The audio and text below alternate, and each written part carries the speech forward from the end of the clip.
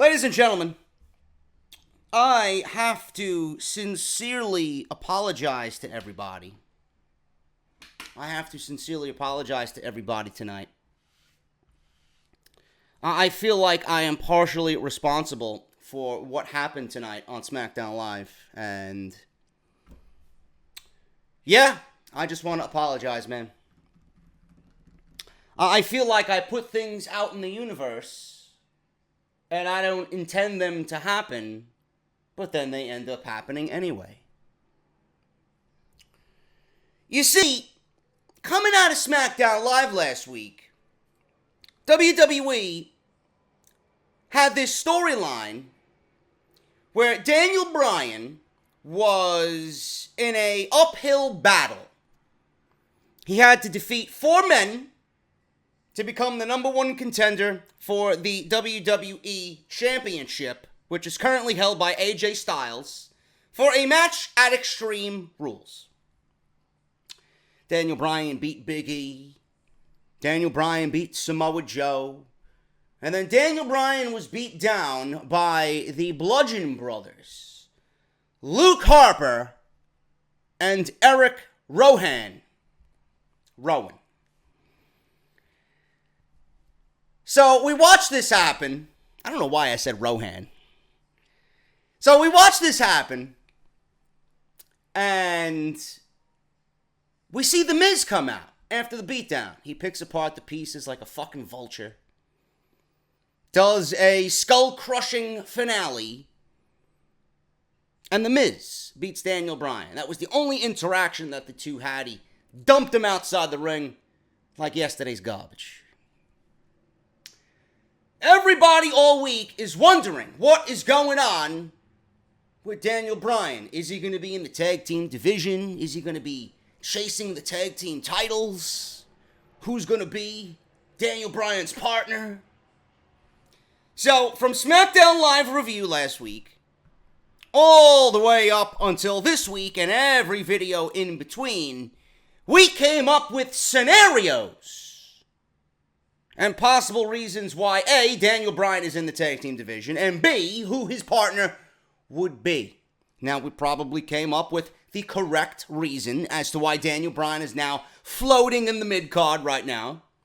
It's because he hasn't signed a WWE contract extension, which ends on September 1st. WWE wants to push Daniel Bryan, but they don't want to push Daniel Bryan when he's in limbo about signing a contract extension or not.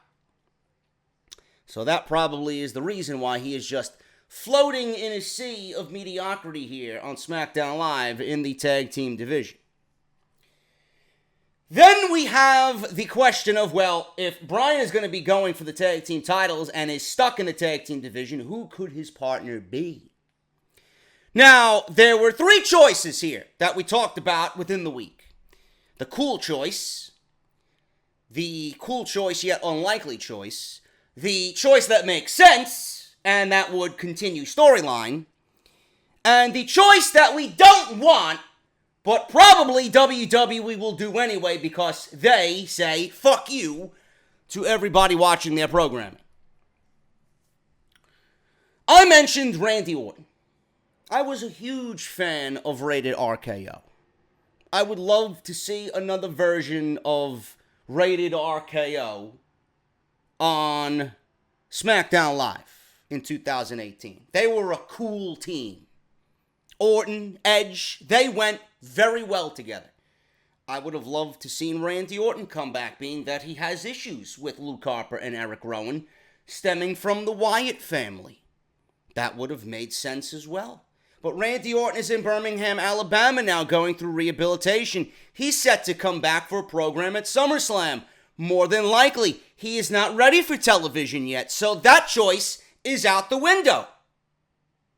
Then you got the one that makes sense on television right now currently and could continue storyline. That could have went to The Miz. They indeed could have been this generation's version or this show's version of Rated RKO. Could have been Daniel Bryan and The Miz, a super team together, working on the same page. You know, Paige would put them together because she wants peace. She wants peace. The Miz is being an instigator, right? You're hiding behind the Bludgeon Brothers. You are not getting this over on Daniel Bryan. You are not going to be a coward on my show. You are going to get in the trenches and you are going to battle alongside Daniel Bryan. You want to put your money where your mouth is? Then that's what's going to happen. I'm going to do it for you. Daniel Bryan and The Miz could have teamed up against the Bludgeon Brothers. They could have won the tag team championships. They could have worked together on the same page with an eventual fucking explosion that would split them apart. And WWE could have had fun with that storyline. They could have won the tag team titles. They could have defended the tag team titles. There could have been some great segments together. There could have been some great bickering back and forth, teases of a breakup. Miz could have went on to win the WWE Championship while holding the tag team titles. Could have been the straw that broke the camel's back and broke them away, because Daniel Bryan was always worried about the Miz just doing things for himself and not really caring about the team. He would finally get to a point where he would trust the Miz, because they've had a string of successful great matches. And he's like, well, maybe Miz has turned over a new leaf. But he would go on to win the WWE Championship from AJ Styles or whomever holds the championship. And he would leave the tag team championships behind. He would literally throw the tag team titles down at Daniel Bryan's feet. These titles are beneath me. I don't need to carry you anymore to success. And Daniel Bryan's fears would come to fruition. The Miz was always about himself. He was a liar. He played Daniel Bryan all these months. And then they could go back to the storyline that they did on Talking Smack, where the Miz cut that work-shoot promo, and you can build from that, and you could take their intensity to a next level. That could have worked. That would have made sense. You didn't need to do what you did tonight. Then there's the choice of what WWE would do, because fuck you, fans. Fuck you, fans. We're going to go the nostalgia route, and we're going to give you 50-year-old plus, running for mayor of Knoxville, Tennessee, Glenn Jacobs. So that's the choice that they want to go with. Again, I apologize for putting this out in the universe. Many of you are probably wondering if I'm going to shit all over this. Many of you are wondering if you are going to get a rant like we got on SmackDown Live, or on Monday Night Raw last night, tonight on SmackDown Live. I will do no ranting. I will do no ranting. I do have concerns, but I will do no ranting. Now, based on the reaction and the reception that this got at the end of the show, people, I guess, love nostalgia. It's just a given. People love what made them happy back in the day. When it goes away for a very long time and we are reintroduced to it, people are going to love it. Nostalgia always works, but in short doses. If WWE is going to keep Team Hell No together, then this needs to be a temporary thing. This needs to be a short-lived thing. I do not want to see these guys win the tag team championships. I do not want to see Daniel Bryan in the tag team division. I do not want to see Team Hell No back on television on a regular basis. It is 2018. We do not need Kane on fucking television when you have half of a roster you are not even utilizing. We have not seen Andrade Cien Almas in how many weeks now? I've lost count. We have not seen Ty Dillinger. We have not seen Shelton Benjamin. What is going on? But yet you can find time for fucking Kane on SmackDown Live. Again, I posed the question. Those are just 3 fucking names. You got Team Hell No together. Meanwhile, The Bar have not been seen on television since the end of May. Need I say more? Now, with Kane and Daniel Bryan getting a tag team title shot, does it make sense? No, it doesn't make sense because they didn't do anything to deserve a tag team title shot. Kane, it's much better than having him in a one-on-one situation. At least Daniel Bryan can do most of the work at Extreme Rules. So I'm not worried about the match quality, knowing that we're probably going to get 90% Bryan and 10% Kane. Because you know Daniel Bryan's going to play the role of the guy that gets beaten down and tries to mount the comeback, makes that hot tag to Kane, and then we see Daniel Bryan hulk up, per se, and we'll probably get new tag team champions. So I'm not too concerned about the quality of the match. What I am concerned about, and this is what a lot of people aren't really getting and aren't really talking about, is the fact that the Bludgeon Brothers now are your tag team champions. Look at where they won the titles, and look at where they are now. Have they done anything of significance since WrestleMania in New Orleans? No, they have not. I feel like the Bludgeon Brothers have seemingly had their swan song tonight on SmackDown Live. I think tonight was the swan song for the Bludgeon Brothers. I think this spells disaster for their tag team title reign. Because WWE put this team together as a dominating team on SmackDown Live. They have not been dominating. They look big, they look bad, they look scary, but they have not done anything to really elicit those types of fucking words. Nothing. They haven't been featured in tag team matches. They threw the club at them, and that was out of fucking pity because they had nothing to do and they needed a tag team title match at Money in the Bank. This team is dead to rights. And whose fault is that? It's WWE's fault that they killed the Bludgeon Brothers because you gave them this cool gimmick that you put so much effort behind and then you seemingly had it waste away. And now you have nothing for them to do and they aren't over with the fans. The fans don't give a shit about them. They don't really want to see the Bludgeon Brothers or care to see the Bludgeon Brothers. You have no plans for your tag team division. So now your last-ditch effort to make people care about the Bludgeon Brothers is by putting them in a match with Daniel Bryan and reuniting him for however many weeks you are going to, Kane, and get Team Hell No back together. And there you have the magic recipe. People all of a sudden now know who Luke Harper and Eric Rowan are. Beforehand, nobody gave a shit. Now all of a sudden, they give a shit. But they give a shit for the wrong reasons. They give a shit because they're in the ring with Daniel Bryan and Kane. It should be the other way around. People should give a shit about the Bludgeon Brothers because they're the tag team champions.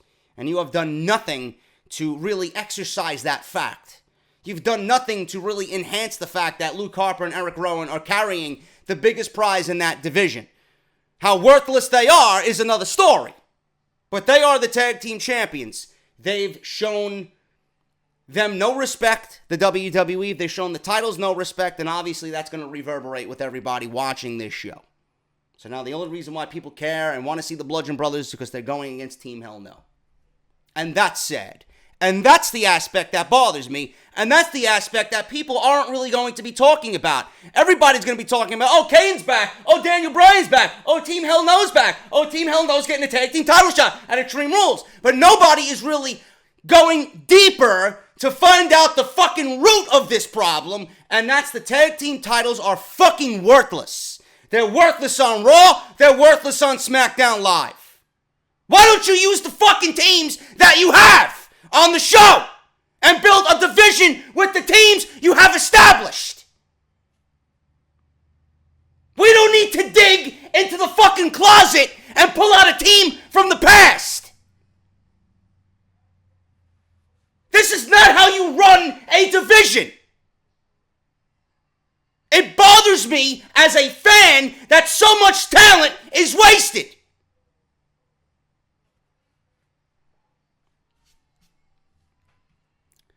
But here you are, you know, what difference does it make? Who gives a shit what I say? What difference does it matter what I say? You're all happy based on your fucking nostalgia, right? Fine.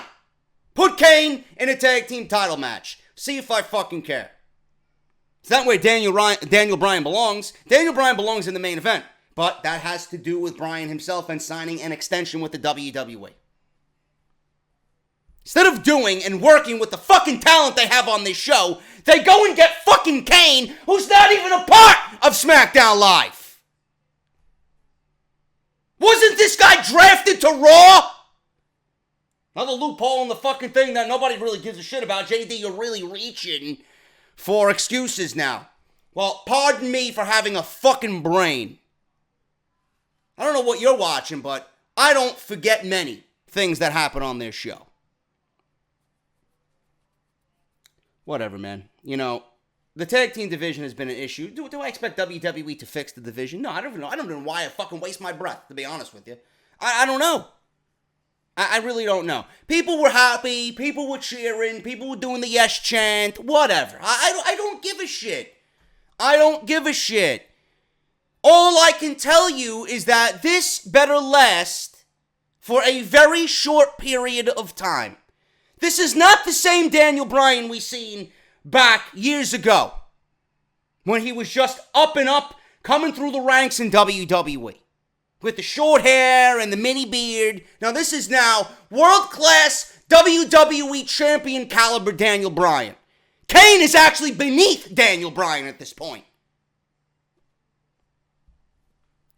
I hope Bryan signs a contract fast and we can get him where he belongs. He needs to be in the ring with a Nakamura, a Joe, a fucking Almas, a Randy Orton, and AJ Styles. And this is what's going on. We got him teaming with fucking Kane in 2018. It's bad enough Raw is in fucking shambles every fucking Monday. It's bad enough we got Roman Reigns and Bobby fucking Lashley main eventing Extreme Rules. Now we got fucking Kane on SmackDown Live in 2018 going for the tag team championships. What else is going to happen in 2018, I ask? Year's not over yet. Anyway, that's my mini rant. Not on the Kane situation. I'm trying to look at this with positive fucking eyes. I'm not trying to shit all over it. I'm not. I'm trying not to. There's no reason for me to shit on it. Kane on television. Does he belong on television in 2018? No, I wish he'd go the fuck away. I don't give a fuck what the guy did in his career. His career is over. Over. What bothers me is the fact that WWE has teams like The Bar and Gallows and Anderson, who are world-class fucking athletes. Guys like Almas and Dillinger and Benjamin and God knows who else that they fucking drafted from the shakeup not being used. No, but you got time to fill a fucking roster spot with Kane. Meanwhile, guys are fucking literally waiting weeks to get on television. Shit pisses me off, man. It really fucking does.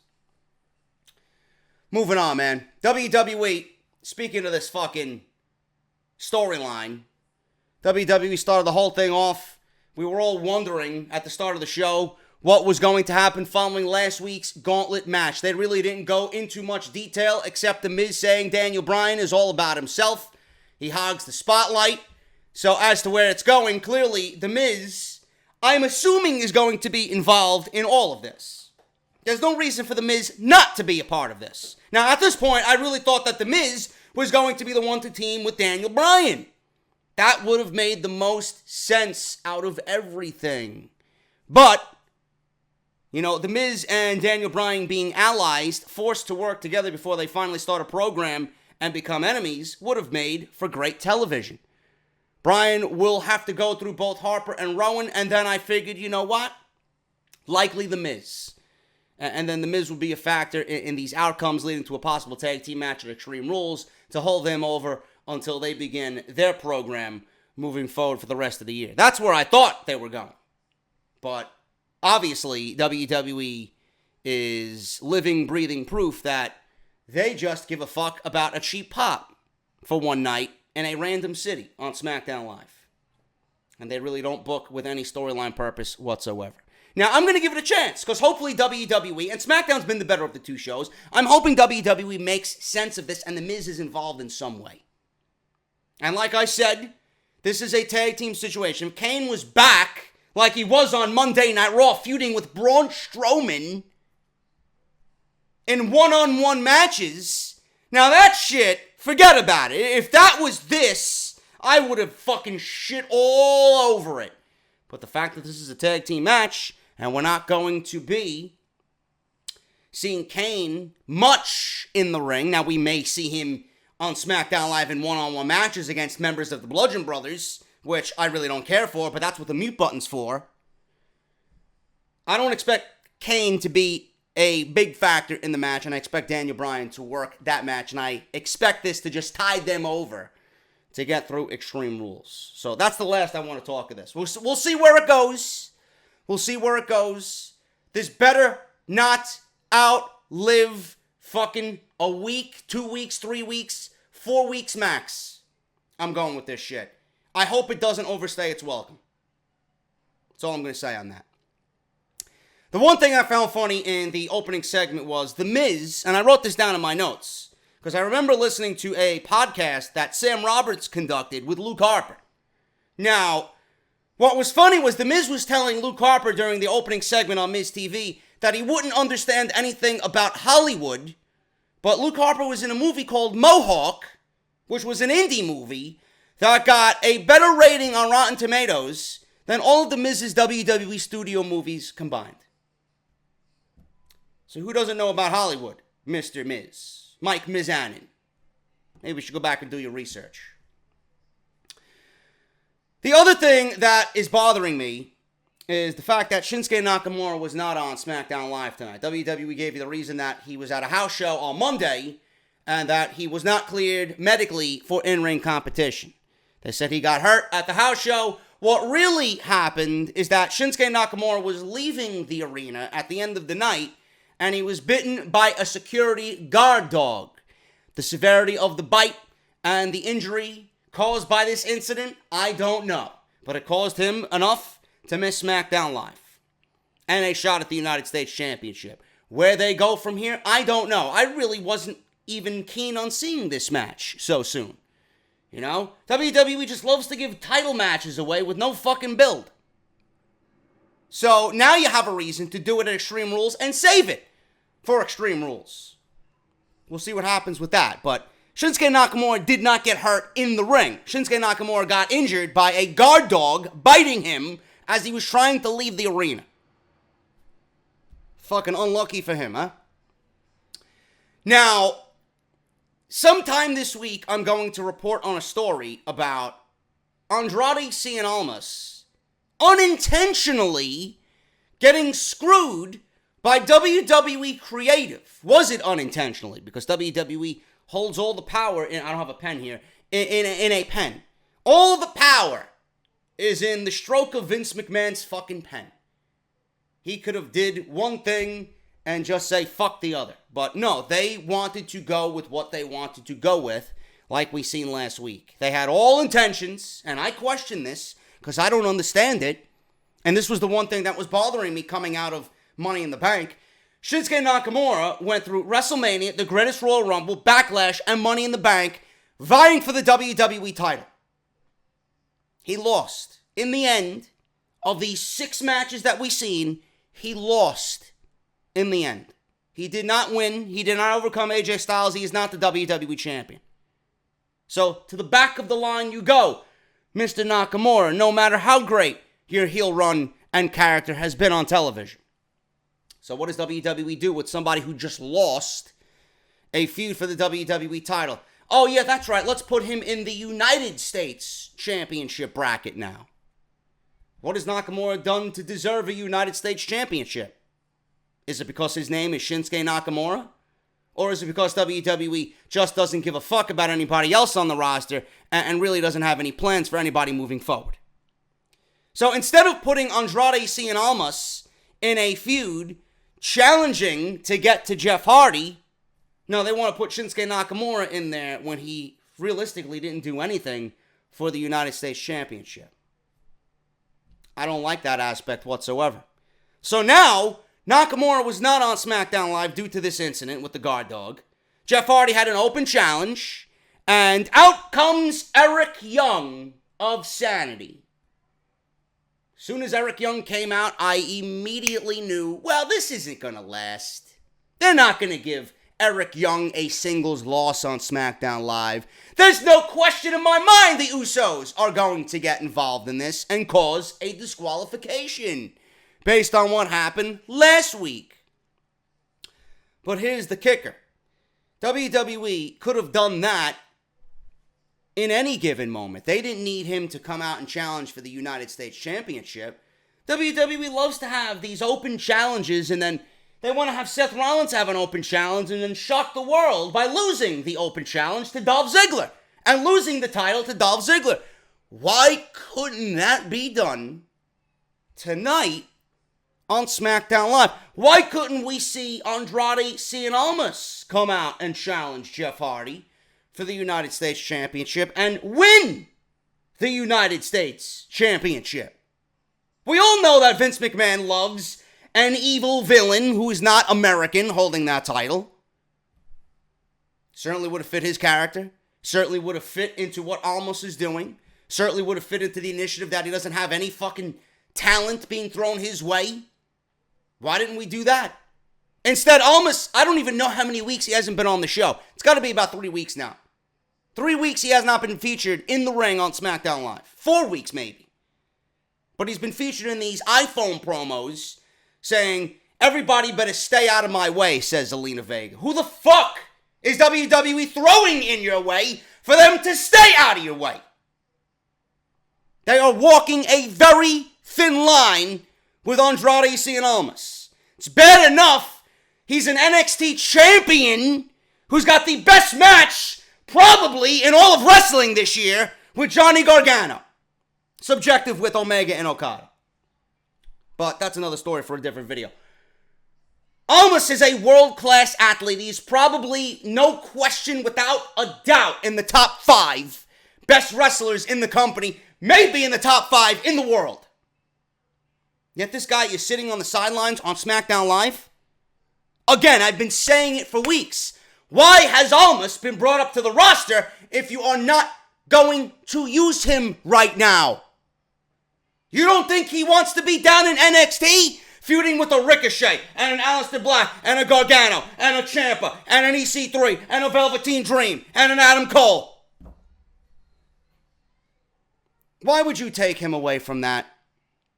Why would you take him away from that brand when you know you have no plans for him? That shit irks the shit out of me when you have top tier talent being fucking short-handed and not used. They are walking a very thin line by not featuring him on TV for several weeks. That in itself is a fucking crime. What you need to be doing is featuring this guy at some point in the show by any means necessary where people do not forget about him. If you need to fucking throw jobbers at him 2 at a time, then you fucking do so. This guy needs to be on TV. This guy needs to be in the ring, and people need to know who he is, who Vega is, and what they are capable of. They definitely do not need to run the risk of people forgetting about him and him becoming irrelevant. Because if that happens, WWE does not deserve anybody else from NXT. I hate seeing talent wasted. The guy is too valuable to waste. You put him in the ring against fucking enhancement talent, you keep featuring him in these promos. Whatever the fuck you gotta do. You got guys like Benjamin and Dillinger not being used. So use them! Put them against Almas. And get this guy over and work him up to a Randy Orton at SummerSlam. You want a perfect fucking feud for Almas at SummerSlam? Randy Orton is your guy. Because they're probably going to go with Jeff Hardy and Shinsuke Nakamura for the United States Championship. Almas and Orton is fucking perfect. And to some, it may be a dream match for the main roster.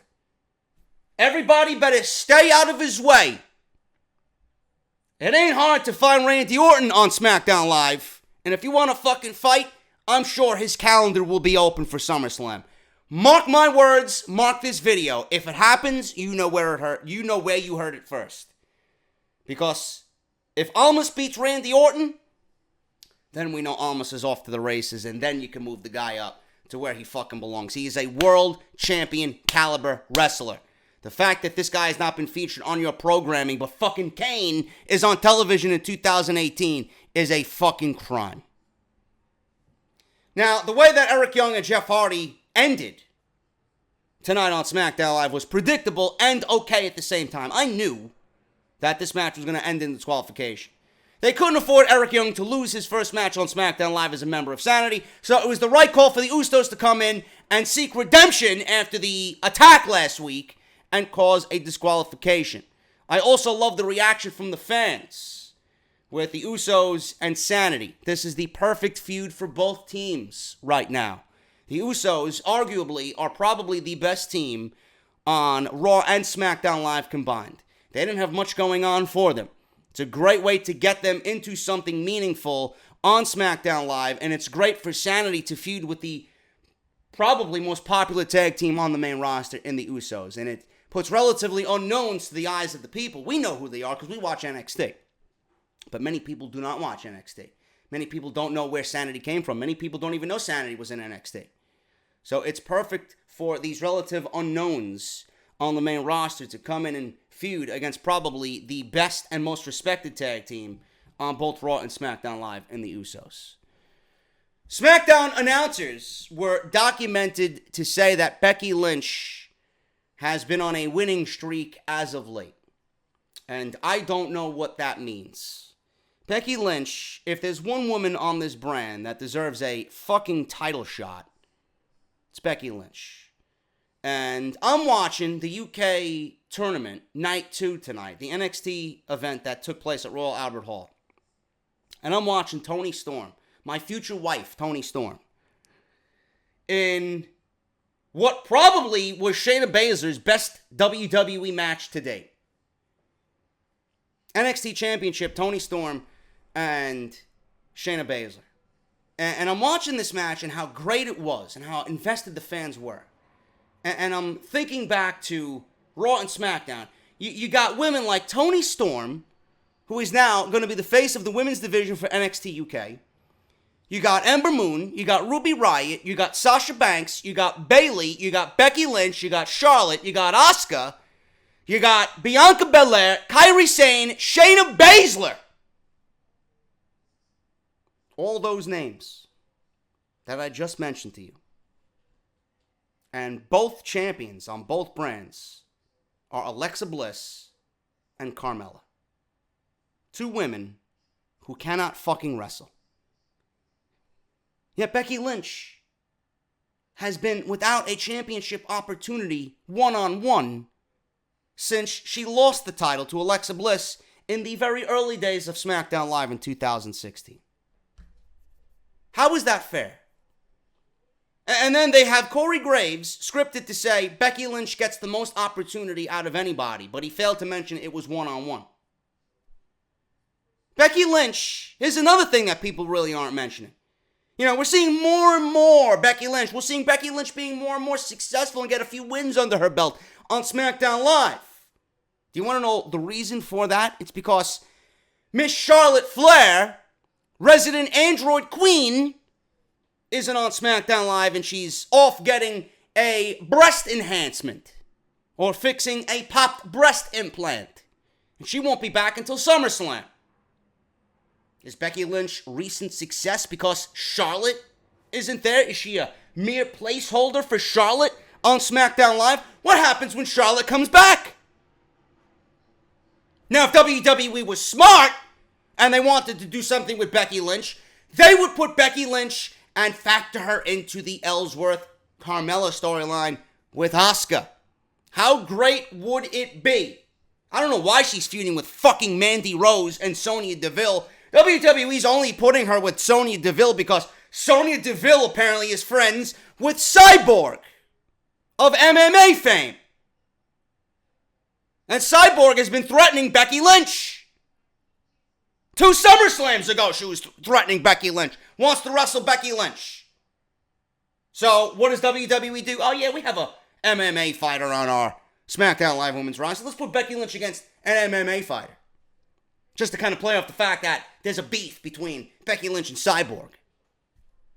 Instead of putting her in a real storyline that makes fucking sense and that has some history behind it, instead of putting Becky Lynch with Asuka teaming against Carmella and James Ellsworthless, the chinless gnome, no, they want to just put her in a meaningless fucking feud with Mandy Rose and Sonya Deville. How great would it be if Becky Lynch was involved here, teamed up with Asuka against Ellsworth and Carmella at Extreme Rules in some type of no disqualification match, and Becky Lynch, is there helping Asuka out. She's actually befriending Asuka. In the meantime, while Asuka wins the SmackDown Live Women's Championship, and then when she does win it at SummerSlam, Becky Lynch is right there to hand the title to Asuka. And she's the first in line to challenge for the championship. And all she needs to say is, I got your back, I watched your back, I stopped this bullshit going on with Ellsworth and Carmella so that you could see a SmackDown Live Women's Championship around your waist. I beat Charlotte one-on-one, fair and square. I deserve an opportunity more so than anybody at the SmackDown Live Women's Championship. Let's do it. Simple as that. And you can build between those two coming out of SummerSlam. That's the way I think I would do it. Something like that. But no, they got Becky Lynch feuding with fucking Mandy Rose and Sonya Deville. Two women who aren't doing anything on SmackDown Live. And WWE is just feuding Asuka with Ellsworth next week, putting them in a match. And then they already announced that Asuka is getting a title shot at Extreme Rules against Carmella. And this is not going to end because if there's interference at Extreme Rules, then it's going to drag on until SummerSlam. If Asuka wins the title at Extreme Rules, then Carmella's only going to invoke her rematch clause at SummerSlam. So we have until SummerSlam before this nightmare in the SmackDown Live Women's Division for the championship is over. I don't know. I really don't know what the fuck they're doing. I really don't know. And I feel like the women on both shows have just been treated terribly. I think they've been treated terribly. There's no storylines that really are going to grab your attention. Nothing makes sense. The two champions on both of these brands are fucking cringeworthy.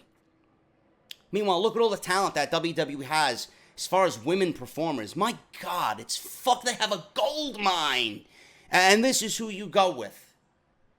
How could you watch Toni fucking Storm wrestle and sell her ass off the way she did during night 2 of this UK tournament against Shayna Baszler, and then look at Carmella as your SmackDown Live Women's Champion?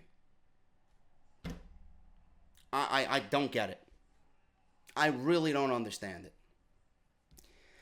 Those are the big stories coming out of SmackDown Live, man. This show was really bad tonight.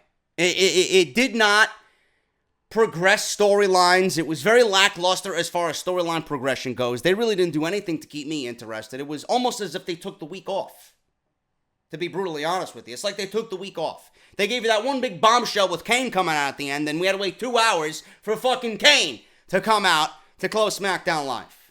The stuff with Santa and the Usos is good, but it didn't really do anything for me. The U.S. Championship Open tonight turned into a 6-man tag. Yet another 6-man tag on SmackDown Live. They didn't offer anything new as far as details go in the opening with Miz TV, The Miz and the Bludgeon Brothers. Becky Lynch and Mandy Rose and Sonya Deville, hardly entertaining at all. This show really didn't offer anything as far as storyline progression goes. It's like they took the week off. So that makes Raw and SmackDown Live completely missable shows this week. Completely missable shows. There was no AJ Styles. There was no Iconics. Charlotte's out. No Benjamin. No Dillinger. No Orton. No Almas. No Barr. Look at how many fucking guys on this show, and men and women on this show, aren't being utilized right now. Holy shit. Anyway, moving on with this show, man. Miz TV started the show off. As you guys know, we talked about that already. that led to Daniel Bryan not really asking. He wants to fight one or both of the Bludgeon Brothers tonight. And then Luke Harper says that Bryan will pay. So I'm assuming at that point, Luke Harper was going to be the one to step up and fight Daniel Bryan in the main event. New Day is backstage somewhere, and they have that fucking resident goon with the eyeglass putting pancakes in a protein shake. I don't know if they legitimately drank liquefied pancakes, but my God, it looked nasty. Whatever the fuck it was, and it looked like Xavier Woods was chewing his fucking drink instead of drinking whatever was in there. It was nasty. Speaking of Xavier Woods, he went one-on-one with Rusev. Rusev wins here with an accolade. Xavier Woods taps out. This is the right decision here. Rusev is getting a WWE Championship match. He needs to look strong going into his match with AJ, who was not there on SmackDown Live tonight. After the match, English enters the ring, raises Rusev's arm in victory. Rusev takes the microphone and says, tonight was not about Woods. It wasn't about booty-os. It wasn't about pancakes. It wasn't about trombones. It was about AJ Styles. So there's a dueling AJ Styles Rusev Day chant. So WWE is just letting this fly. They're not really pushing Rusev as a heel. They're not really pushing Rusev to swing one way or the other. They're just letting it go. And I think that's the right decision to do here for Rusev because people genuinely want to cheer Rusev. So he said last week, he knows AJ is at home watching and he's scared, which he proved last week when he punched Aiden English in the face.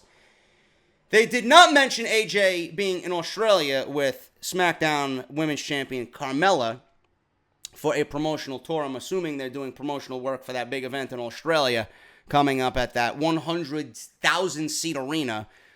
They do a Dueling Styles Rusev Day chant, like I said. Rusev says this may be the house that AJ built, but he's coming to break AJ's door down. He's taking the title at Extreme Rules, and it will be a great day for Rusev Day.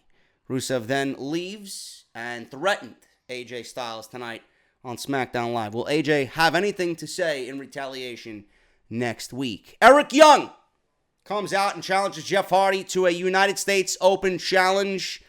This one was going good until the Usos jump the barricade and start brawling with Alexander Wolf and Killian Dane on the outside. They caused a disqualification because Eric Young, he just literally gave up. He left Hardy in the ring to go help the rest of Sanity battle off the Usos, and then the action on the outside spilled into the ring, and the referee said, fuck it. I'm calling this match as a disqualification. Eric Young wins by disqualification because of the Usos. After the commercial break, which there was tons of commercial, but I've never seen SmackDown Live with so many fucking commercials tonight. It looked like I was watching an hour of commercials and an hour of fucking television. It's gotta stop. Tone it down. So after the commercial, we get a 6-man tag. What else is new? WWE in 2018, what the fuck are they gonna be known for? 6 men and women tags every fucking week on SmackDown Live. This was actually very good. But the ending, I know, pissed a lot of people off. How does WWE welcome Sanity to the main roster?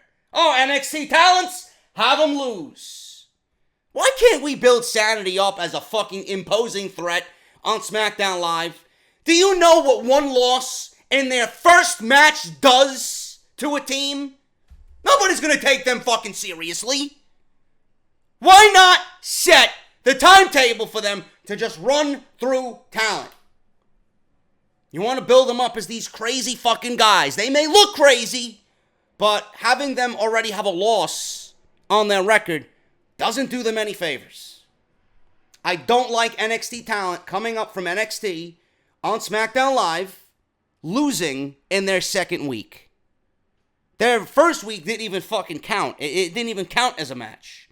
So their first official match on the main roster is a loss. I don't understand it. I really don't understand. The match was good. No reason for the Team of Sanity to lose in this situation. None.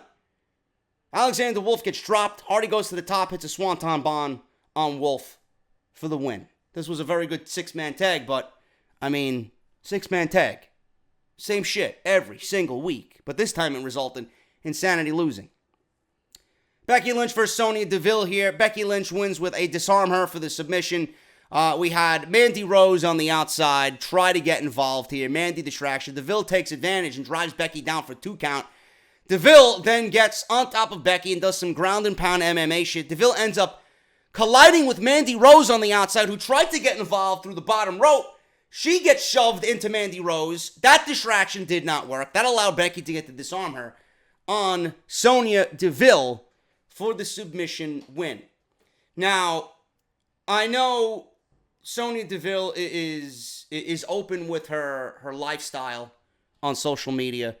And I know Sonya is, someone who is proud of who she is. Because, like I said, if you watch her social media, you could see that. Nothing wrong with that. I'm thinking that WWE, if they eventually want to turn Sonya Deville into a babyface, she could be someone who could be an advocate for that community. And she could be a role model for a lot of young men and women if they wanted to do that.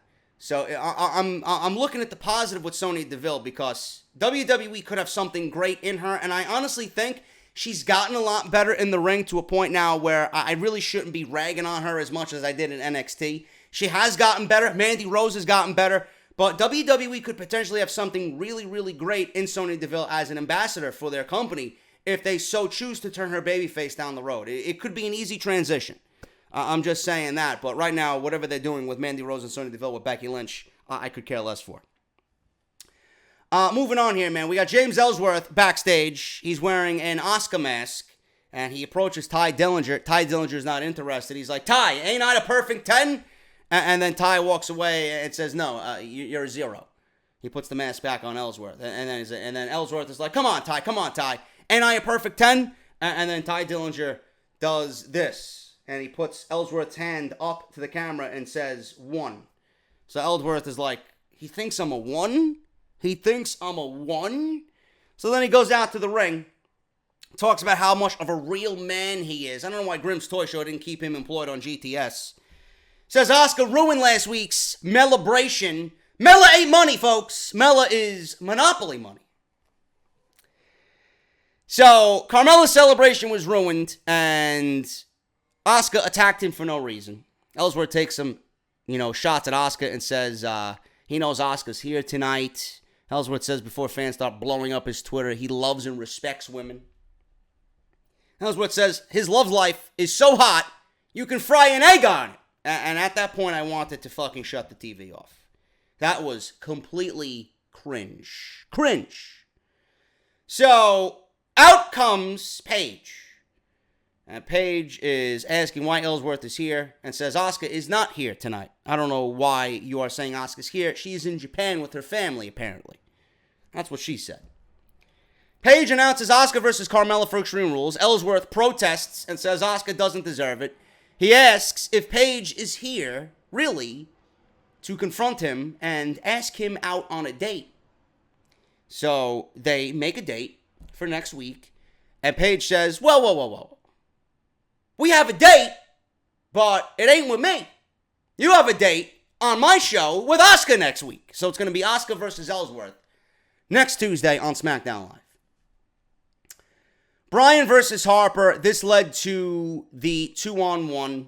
Rowan comes in and breaks everything up for disqualification. Bryan tries for the yes lock, finally gets it locked on Harper in the middle of the ring. Rowan runs in to break it up. After the bell, the Bludgeon Brothers team Bryan and destroy him. Referee looks on. Kane comes out and chases off both the Bludgeon Brothers for a double choke slam. They attack him. Bryan goes to the top, drop kicks both of them from the top. Bryan and Kane team up to clear the ring for a huge pop. Bryan looks on, confused. They don't know what the fuck's going on. He don't know if Kane is there to attack him or hug him.